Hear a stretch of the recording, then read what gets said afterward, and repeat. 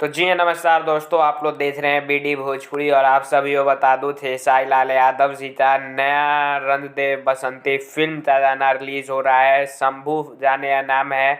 आप लोगों ने ट्रेलर में देखा होगा थे साई लाल यादव आरती करते हुए मंदिर में नजर आते हैं। सनातन धर्म भी है इस फिल्म में, तो उसी को लेकर रहते गाना है। इसमें शंभू जाने का नाम है और जितेश शंकर ने इस गाने को गाया है और म्यूजिक ओम झा जी ने दिया है और शंकर एन नारायण शर्मा ने इस गाने को लिखा है और बहुत ही बड़े लेवल पर गाने का वीडियो शूट हुआ है।